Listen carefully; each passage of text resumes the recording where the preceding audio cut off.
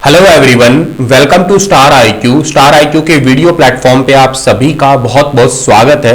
आज 4 अप्रैल 2022 के Haryana current affair इस वीडियो में हम लोग पढ़ने वाले हैं। आइए स्टार्ट करते हैं आज का वीडियो। अगर आप लोग मुझसे अनअकैडमी पे पढ़ना चाहते हैं तो एप्लीकेशन पे जाइएगा और सुनील कुमार सर्च कीजिएगा।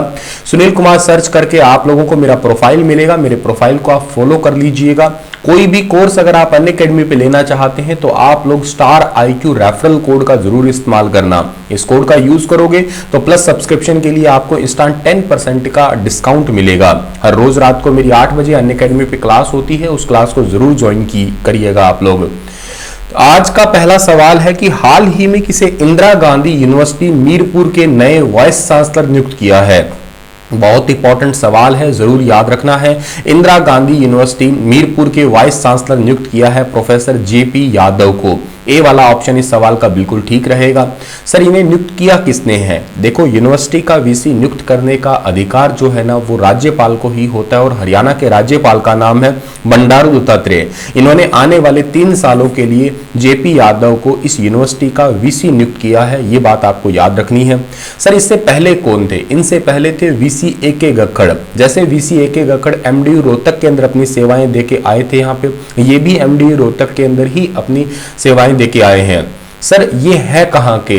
तो जेपी यादव जो है ना मूल रूप से झज्जर जिले के खेड़ी खातीवास गांव के रहने वाले हैं। ये भी बात आपको जरूर याद रखनी है।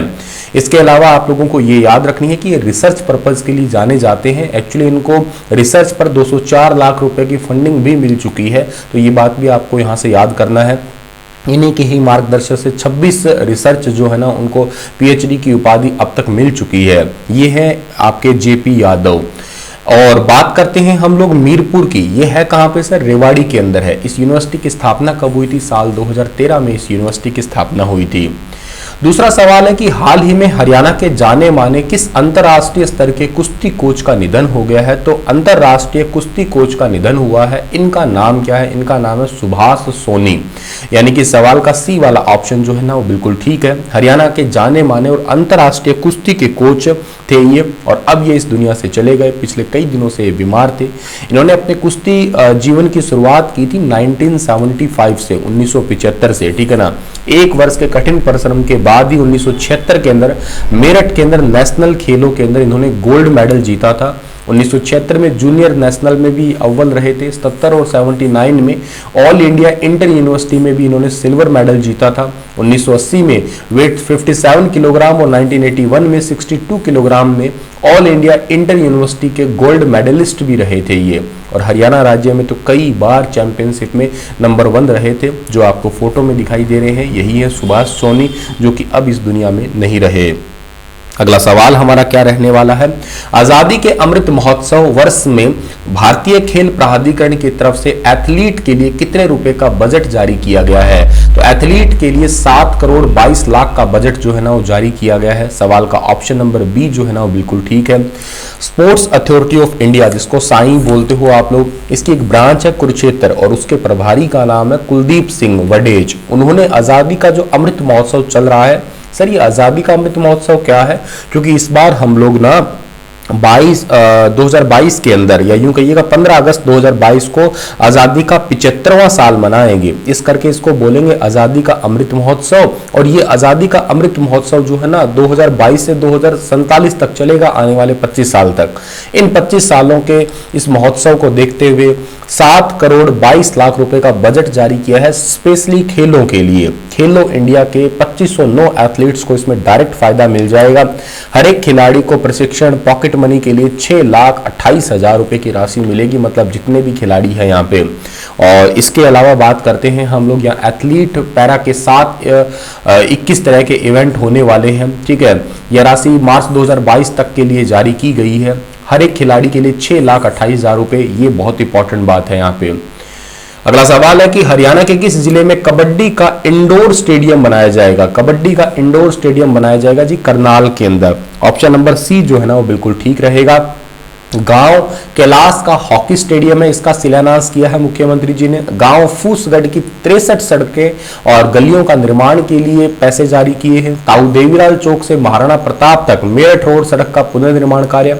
स्मार्ट सिटी प्रोजेक्ट सेक्टर 32 और 33 में 21 पार्कों का निर्माण और सरदार मिल्खा सिंह स्टेडियम और 2 करोड़ से बनाया जाएगा कबड्डी का इंडोर स्टेडियम। ये जरूरी बात है, याद रखना। करनाल के अंदर अभी रिसेंटली करोड़ों परियोजनाओं की जो है ना वो सौगात दी गई है।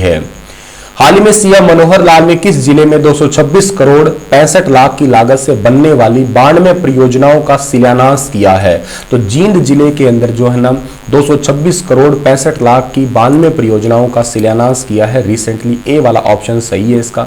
सफीदों में नर्सिंग कॉलेज खोले जाने की घोषणा, जिसमें 50 बेड की सुविधा उपलब्ध होगी। 226 करोड़ 65 लाख रुपए की लागत से 92 विकास परियोजनाओं का जो है ना वो घोषणा भी की है, जिसमें स्कूल भवन है, पुरानी सड़कों का मरम्मत काम है, माइनर का विस्तार है, ठीक है ना, ये काम है, स्कूलों को अपग्रेड करना है, ये काम है इसमें टोटल।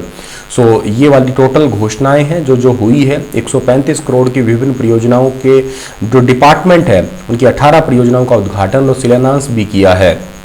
तो अभी मुख्यमंत्री जी काफ़ी फॉर्म में है। थोड़े दिन पहले हिसार में भी बहुत सारी परियोजनाओं का उद्घाटन करके गए थे, फिर अब करनाल में किया, अब आके जींद में किया।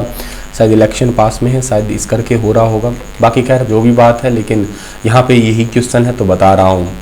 मनोहर लाल कैबिनेट ने हरियाणा विधानसभा का एक दिन विशेष सत्र कब करने का फैसला किया है? ये क्वेश्चन जरूरी होगा आपके लिए, ठीक है ना।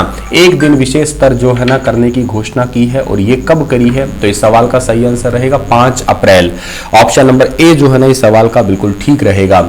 हरियाणा विधानसभा का एक दिन का विशेष सत्र 5 अप्रैल को होने वाला है और इस बैठक में फैसला लिया गया कि 5 अप्रैल को सुबह 11 बजे हरियाणा विधानसभा का विशेष सत्र बुलाया जाएगा। ये विशेष सत्र एक ही दिन का होगा।